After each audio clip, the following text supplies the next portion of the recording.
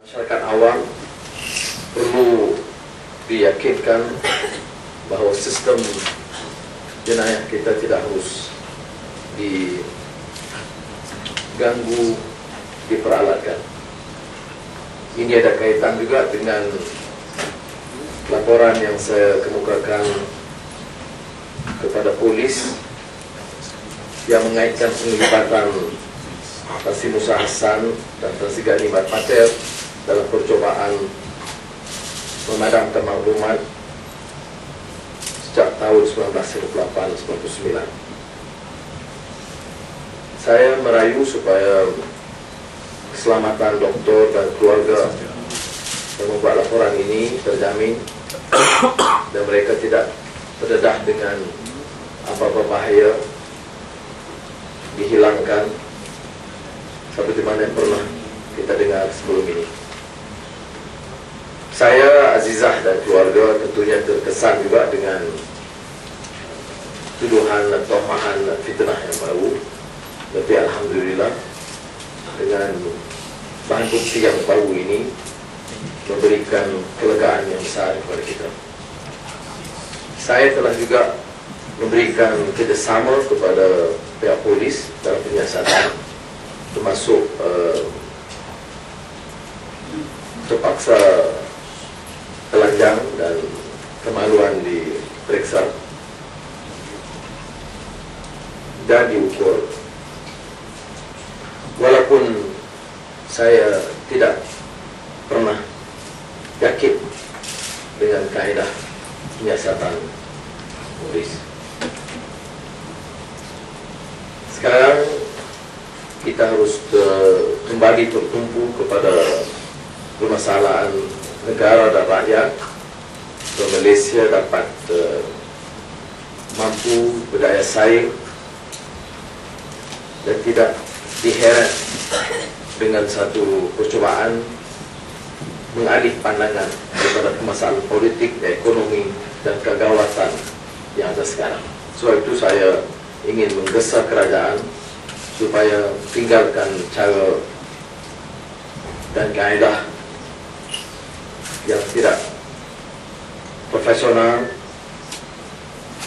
dendam dan taktik kotor menghukum musuh politik dan kembali memikirkan soal negara, agenda ekonomi dan rakyat.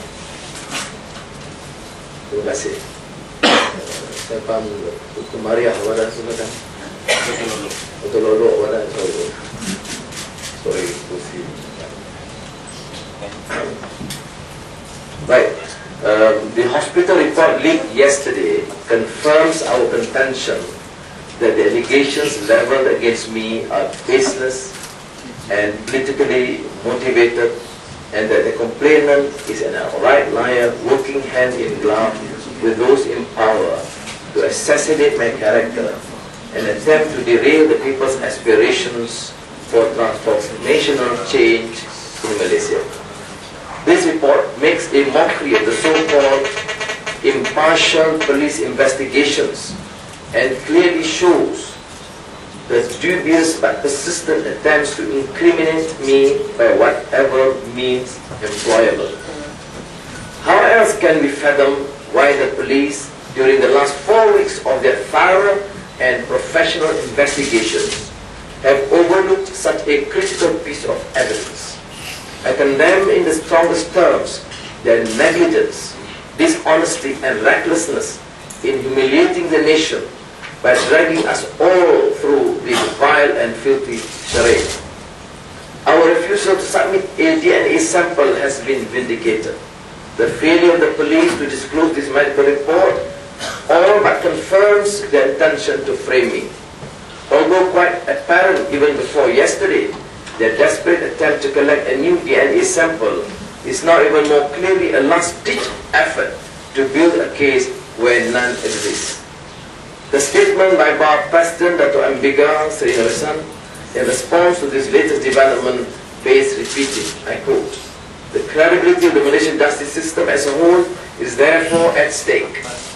The integrity of professionals, be they doctors or lawyers, must never be interfered with.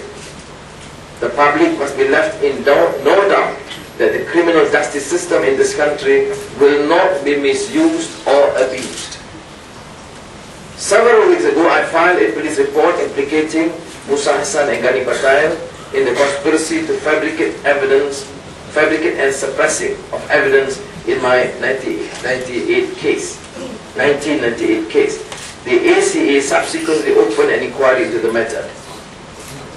Given their current involvement as heads of the police and anti-journalist chambers and their early attempt to discredit and defame me, I persistently asserted that a fair investigation into this matter would be impossible, notwithstanding the dubious character of the complainant and his association with the Deputy Prime Minister, his wife, her staff, as well as key figures in the police department.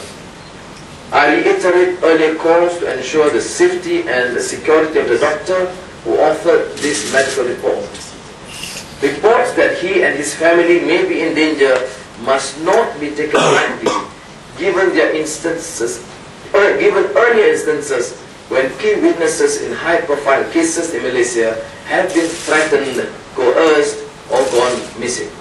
My family, Aziza, and I have endured a great deal during the last month. Our fears of a repeat of the trauma and abuse inflicted upon us in 1998 were bearable only with a tremendous outpouring of support from our friends in Malaysia and throughout the world. We breathed a deep sigh of relief upon hearing of the report, and after seeing it with our own eyes, felt a great burden lifted from our shoulders. We remain eternally grateful to them for their belief in us and their commitment to the cause of freedom and justice in Malaysia. I also would like to note here the courage of those who were willing to leak this critical piece of information. I would appeal to many others, doctors in particular, to do what is right and just. I willingly cooperated in the police investigations, careless and vindictive though it has turned out to be. But I've decided that nation is in a grave situation, economically and socially, and I can no longer be distracted by such nuisances. I am now determined to move ahead with the reform agenda which the Malaysian people endorsed in the last elections, and I do not intend to address these scurrilous accusations anymore. At a time when the world economy is spiraling into recession and Malaysia has struggled to remain competitive with its neighbors, this scandal was raised at the worst possible moment. The problem of inflation, unemployment, and investor confidence grew more serious by the day. The authorities, aided by senior ministers in the government, appear to be willfully dragging the nation's stature down in their last-ditch efforts to retain power. The international community has expressed its disdain for what is happening, and that will translate to less foreign investment, less tourism, and an even weaker economy. I call upon the government to rise above petty vindictiveness and maneuvering for power, and to be sincere, honest, and hence effective in its actions. The national good that for the moment now reposes in their hands demand nothing less. Terima kasih.